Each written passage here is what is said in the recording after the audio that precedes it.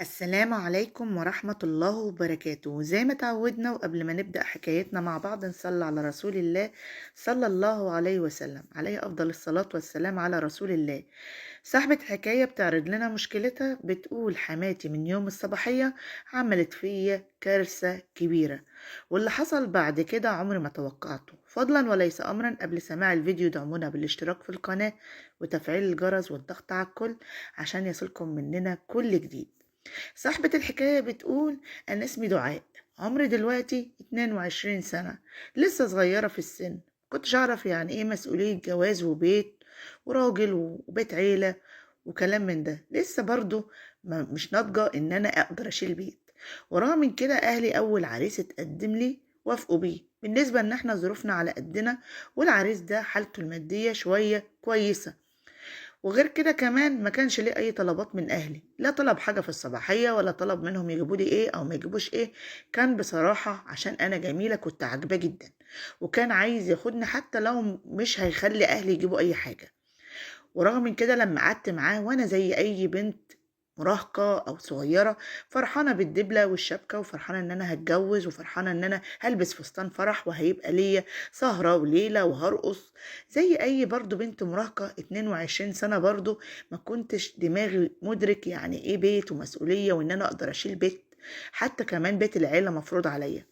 لغاية ما احنا اتخطبنا سنة كاملة. سنة كاملة دي كنت أنا بصراحة ما شفتش منه أي حاجة وحشة. خطيبي كان كويس معايا وكان بيعاملني حلو جدا، وكان مواسمي في الأعياد بيجيبها لي، وأعياد الميلاد كان بيجيب لي هدايا. يعني ما كانش مقصر معايا في حاجة.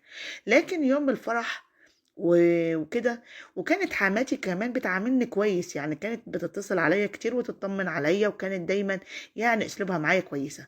لكن يوم الفرح بقى والليلة لما خلصت وخلاص ورحنا شقتنا شقة الزوجية، أول حاجة عملتها فيها حماتي اللي عمري ما كنت أتوقعه منها، اللي كانت دايما مبيناني إن هي زي أمي، وكانت كلامها معايا زي العسل. أول يوم الفرح ما دخلت شقتي ولقيتها حاطة إيدها على باب الشقة وبتقول لي: بصي، البيت ده اللي انت داخلاه او الشقة اللي انت داخلاها دي لها قوانين ولها احكام لازم تنفذيها. قلت لها: انت بتهزري معايا يا ماما وكده ولا ايه؟ قالت لي: لا مش هزار يا حبيبتي، ما اللي اوله شرط اخره نور. قلت لها: يعني ايه؟ طب خليني ادخل، انا مش قادره اقف من طول الفرح. كنت برقص طبعا وضغط الفرح وصوت الموسيقى كان مأثر عليا. وقفالي على عتبة باب شقتي، وقفالي بقى بتديلي احكامها واوامرها وقوانينها. طبعا الحاجه دي ضايقتني جدا وما قدرتش ابين. غير كده كمان لقيت جوزي يعني ما بيقولهاش مثلا دخلها يا ماما او عيب كده او اي حاجه. لقيتها بتقول لي: البيت ده ليه احكام وقوانين واحترام، مشيتي عليها هتكملي في البيت دي وتعمري، ما مشيتش عليها زي ما دخلتيني دخل واحده غيرك. قلت لها: طيب ايه المطلوب؟ طب دخليني وقولي احكامك وقولي كلامك اللي انت عايزه تقولي. يا ماما انا مش قادره اقف، رجليا خلاص مش شايلاني، تعب الفرح مأثر على جسمي كله. لقيتها بتقولي: لا، عشان يبقى ايه المشروطه مربوطه لازم تسمعي الاول الكلمتين دول يا حلو. قلت لها: طب قولي الكلمتين. طبعا انا بتكلم معاها وانا مش قادره اقف على رجلي. لقيتها بتقول لي: انت هتخش البيت ده، اي كلمه في البيت دي كلمتي انا، اي شورى في البيت ده كلمتي انا اللي قلت تعملي ايه وما تعمليش ايه، تاكلي ايه وما تاكليش ايه، تشربي ايه وما تشربيش ايه، تروحي لاهلك ولا ما تروحيش. انا اللي اقول لك اعملي كذا وما تعمليش كذا. يعني من الاخر اوامري هي اللي هتمشي معاكي. انا مجوزاكي راجل، الراجل ده انا همشيكي وامشيه، غير كده ملكيش عندي وجود في بيتي. قلت لها: خلاص اللي انت عايزاه، عايزه الم اموري وعايزه الم الليله. وبصراحه انا مش فاهمه في كلامها حاجه.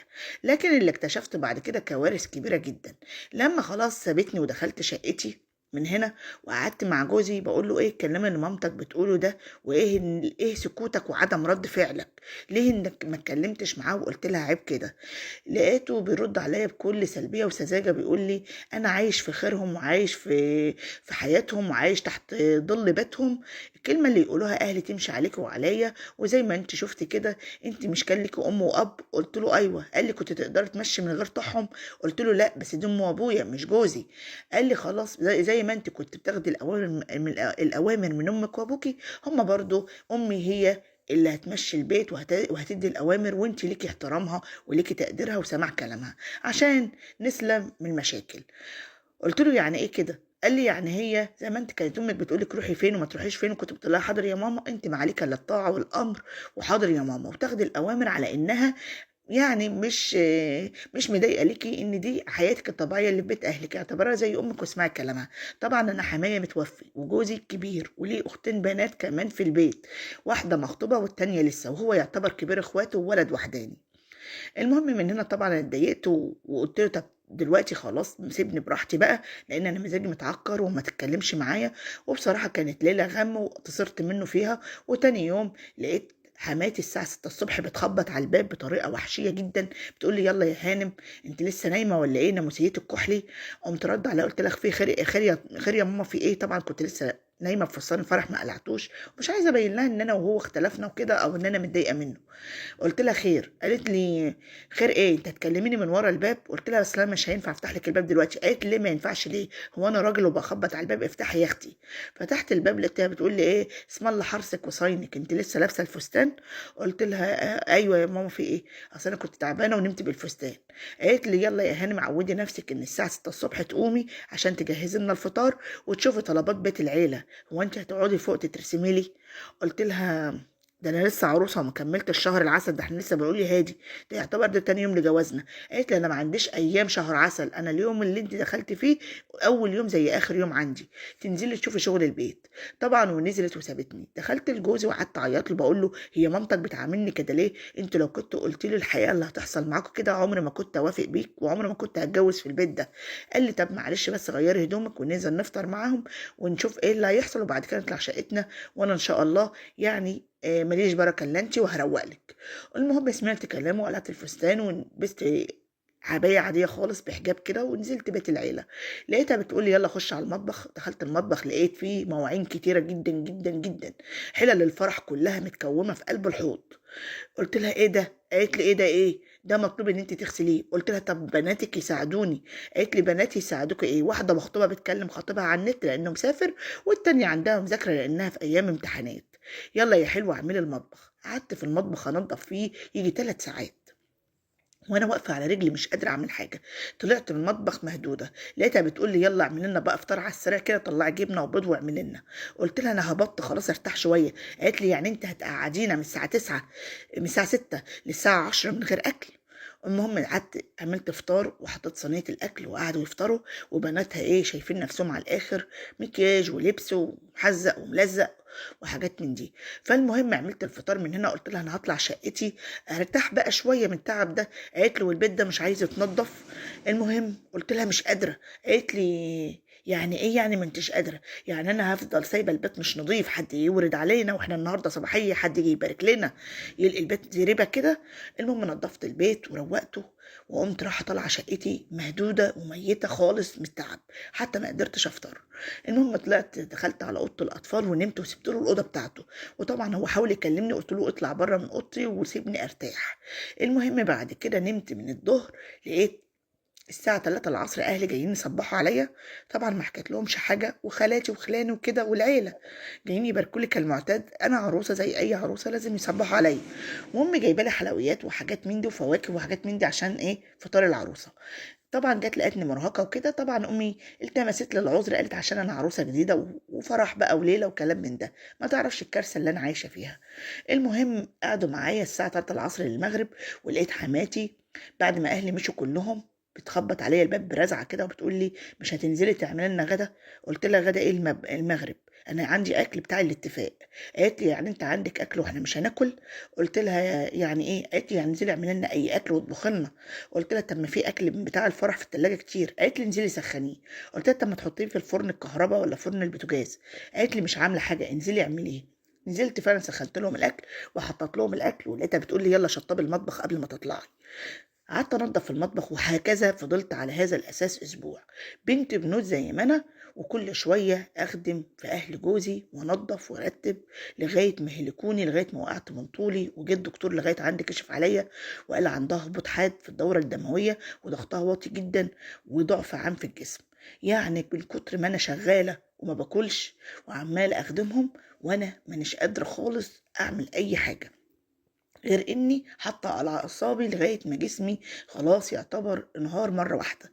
المهم من هنا الدكتور قال له لازم راحه جسديه وراحه نفسيه، ولازم تاكل وتشرب كويس، واكتب لها مقويات وفيتامينات ومكمل غذائي تمشي عليه لمده شهر. البنت ضعيفه جدا، والبنت يعني الهبوط الدوره الدمويه والضغط الواطي ده نتيجه عدم غذاء كويس او اكل كافي. المهم من هنا لقيتها بتقول لي انا هسيبك بس بكره، تاخدي النهارده وبكره وبعد كده تنزلي شغل البيت. قعدت من هنا اليوم ده، وطبعا خدت علاج وعلى قد ما اقدر اكل، كانت نفسي مصدوده جدا. وتاني يوم سابتني في الشقه برضه، ما طلعتليش اكل ولا حاجه، بقيت اكل اي حاجه من التلاجة. والمهم لان انا عايشه في العيله طبعا وهي اللي ماسكه المصاريف والمسؤوليه وكده. المهم كلت الموجود، ولقيتها بعد ما اليوم التاني عدى لقيتها بتقول لي يلا يا حلوه انت هتعملي فيها تعبانه، قومي انزلي وروقي الارض وروقي الدنيا واطبخي لنا اكل حلو كده من ايدك. نزلت تاني لمتاعب الحياه. وجوزي مشكلته كمان ان هو ملهوش شخصيه ودلدول لامه، يعني بمعنى الكلمة ملهوش أي دور في الحياة غير إن هو بيسمع كلامها، وغير إن هو يعني الآمر الناهي ليها، كلامها بيمشي عليا وعليه قبل مني، يعني ملهوش أي شخصية خالص. طبعا الموضوع ده ضايقني جدا جدا، وبدأت أقول له طلقني وكل واحد يروح لحاله. المهم لقيته بيقول لي تطلقي ليه؟ هو أنت في بيت أبوكي ما كنتش بتعملي أكل وشرب وبتخدمي أهلك؟ قلت له أم وأبويا أنا كنت قاعدة في بيت أهلي، ما كنتش ملزومة من راجل، ايه يعني اما اخدم امي وابويا؟ لكن النهارده انا اتجوزت وبقى ليا راجل وليا حياه زوجيه، انا جايه اتجوز ولا جايه اخدم حماتي وولادها؟ لو كنت انا جايه خدامه، ما انا كنت خدامه في بيت ابويا، كنت على الاقل مرتاحه وامي كانت رحيمه بيا، وكانوا اخواتي كمان بيساعدوني. لكن انا هنا جايه خدامه؟ لا، ده انتوا مش محتاجين واحده تتجوزها وتخلف منها عيال وتبني اسره و... وتعيش حياتك. لا، انت جايب واحده خدامه تخدمك انت واهلك بدون مقابل، بدون فلوس، عشان توفروا تمن اجرة خدامة. لا، انا كده مش هكمل معاك. وفعلا رحت بيت اهلي وقلت لهم على اللي حصل كله. ابويا طبعا بعت لهم وجابوا يعني عمل لهم جلسه رجاله، ورجاله قالوا ما ينفعش كده وكلام من ده. وكنت في الوقت ده سايبه دهبي في البيت، وطلعت غضبانه بالهدوم اللي عليا. ساعتها حماتي قالت هي عايزه تتطلق، ملهاش حاجه عندنا، وكمان قامت قايله في وسط القعده هي طالعه بذهبها وطالعه بحاجتها بهدومها، احنا ما خدناش حاجه. قلت لها لا ما حصلش، انا سايبه دهبي في الدرج زي ما هو، وجيت بالجلابيه اللي عليا او طقم الخروج اللي عليا. ساعتها مرضوش يحلوا المشكله، وقالوا دي حياتنا، ولو مش عاجبها تتطلق، ولو مش عاجبها الحياه بالسلامه، احنا دي حياتنا وقوانين بيتنا، واحنا مش هنغير في قوانيننا. المهم اتمسكوا برايهم، وانا اتمسكت برايي ان انا خلاص اتهديت وتعبت وطلبت الطلاق. وطبعا قلت لهم انا عايزه ذهبي وعايزه حاجتي وقيمتي. لقيتهم بيقولوا لي دهبك انت خدتيه وخلاص، يعني نكروا ان الذهب عندهم، وفعلا قبلوه على نفسهم وخدوا ذهبي، وخدوا كمان بعض هدوم ليا، وكمان يعني ادوا لي حاجتي فقط اللي جبتها من بيت اهلي، وما جابوش ليا القايمه كامله، لان بصفه ان انا اللي كارهه ومش عايزه امشي على قوانينهم. واتطلقت من هنا، وما خدتش الا شويه الهدوم اللي خدوا منها اللي هم عايزينه، لانها قالت لي الهدوم اللي انت لبستها قدام ابني ما ينفعش تلبسها لغيره، وخدتها وولعت فيها.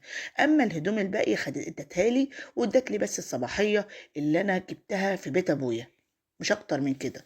وظلمتني طبعا في الشبكه اللي انا اتخطبت سنه وطلعت منها بلا فايده. قلت الحمد لله ان انا طالعه بنت بنوت ومش فارق معايا. المهم قعدت 3 شهور العده، لانها طبعا انا ماليش عده لان ما دخلش بيا، بس طبعا قوانين عقد الجواز وكده بالنسبه ان انا اعلنت فرح، قعدت 3 شهور عده. والحمد لله جالي بعد منها عريس بيسافر بره، عريس محترم جدا جدا. قعدت معاه وقلت وقعدت معاه الرؤيه الشرعيه، واتكلمنا مع بعض، وحكيت له كل المأساة اللي انا عشتها. وقال لي انا بصراحه برضو وحيد امي، ما تخافيش مني، مش سلبي، ولا انا مثلا معدوم الشخصيه، لا أنا الحمد لله بيتنا واهلي في بينا احترام كبير. وطبعا انا وحيد امي، بس انا بسافر بره الامارات، وليا اختين متجوزين، وليا اخ صغير لسه في مرحله الثانوي، يعني الحمد لله ما عندناش مسؤوليات. قلت له يعني ايه هتجوز وعايش في العيله؟ قال لي لا انا هتجوزك وهنسافر بره، هتبقي معايا، انا ما بسيبش مراتي في بيت العيله. ساعتها فرحت، والحمد لله قعدنا كام شهر كده مخطوبين، واتجوزت وجاب لي حاجات رمزيه طبعا، عشان انا ما خدتش عفش في الجوازه الاولانيه. جاب لي اوضه نوم واوضه انتريه، وانا خدت بقيت جهازي كامل، وجددت شويه ملابس كمان غير اللي هم خدوهم وبوظوهم عندهم. والمهم فعلا عملنا فرح عائلي كده. وبعد ما اتجوزنا وقضيت معاه شهر العسل، كان شهر عسل زي الفل الحمد لله. حماتي محترمة جدا، حماتي طيبة جدا جدا، بتعاملني بما يرضي الله، بتعاملني زي بناتها. كانت والله كمان بتساعدني في شغل البيت، كانت ساعات كمان تقول لي ما تطبخيش، انا هعمل انا الاكل عندي. يعني كانت الحمد لله متعاونة معايا. وبعد شهر العسل جوزي قال لي انا هسافر من هنا وشهر وهبعت لك كارت زيارة. المهم وفعلا قعدت شهر في بيت العيلة في أحسن عيشة برضو مع حماتي. وحماية كان راجل محترم في حقي جدا، يعني ما كانش بيتدخل في أموري ولا في أمور بيت العيلة. وبعد شهر من جوازنا لما رجع وسافر، بعت لي كارت زيارة 3 شهور. وفعلا سافرت معاه وبقى يجدد لي 3 شهور في 3 شهور، والحمد لله ربنا أنعم عليا بعد 6 شهور جواز إن أنا حملت وجبت ولد زي القمر. وبعد كده عمل لي إقامة دايما، بقيت أنزل أنا وجوزي كل سنة شهرين أجازة في وسط بيت العيلة. فعلا نعمة البيت ونعمة الأم ونعمة الحما ونعمة الأهل إخوات جوزي. بصراحة ما حسيتش معاهم بغربة ولا بفرق، ولا حسيت إن أنا غريبة في وسطهم. بالعكس كانوا بيعاملوني بما يرضي الله. والحمد لله رب العالمين، أنا ربنا نجاني من عيشة العيلة اللي كنت فيها. بصراحة أنا مش بنصح أي بنت تخش بيت العيلة غير لما تسأل كويس بيت العيلة ده كويس ولا لأ. أهل الراجل اللي هتتجوزوه اللي هتتجوزيه ناس طيبة ولا لأ. كمان ما يبقاش اختيارك إن أنت تتجوزي في بيت العيلة، لأ أنت تتجوزي تبقي مقسومة، ولو لقيت الناس دي كويسة ممكن تدخلي العيلة بعد كده، لكن ما تدخليش على بيت العيلة مرة واحدة. بصراحة مشاكل بيت العيلة كتير كتير كتير وبأسبابها، ومش كل الناس زي بعض طبعا، مع احترامي لكل أسرة، بس برضو بيت العيلة بيبقى هو سبب خراب الحياة الزوجية، وهو أساس مشاكله بتخرب البيوت. طبعا دي كانت حكايتنا. اكتبوا لنا في التعليقات انتوا تقيدوا الحياة الأسرية بالطريقة دي. هل ان حماتها كان عندها حق ان تعمل في مرات ابنها كده؟ هل ان عشان ولد وحداني يبقى مسلوب الإرادة لأهله بالطريقة دي؟ هل إن كل حما مش من حقها تتعظ في الله اللي ما ترضهوش على بنتك ما ترضهوش على أولاد الناس؟ طبعا احنا منتظرين الكومنتات بتاعتكم على الفيديو. ولكم مني جزيل الشكر فريق فانزات المحترمين. ولكم مني جزيل الشكر والتقدير إن شاء الله. وبكده طبعا تكون حكايتنا خلصت. يا ريت ما تنسوناش من دعمكم لينا في الاشتراك في القناة وتفعيل الجرس والضغط على اختيار الكل عشان يجيلكم مننا كل فيديو جديد بإشعار إن شاء الله تعالى. والسلام عليكم ورحمة الله وبركاته.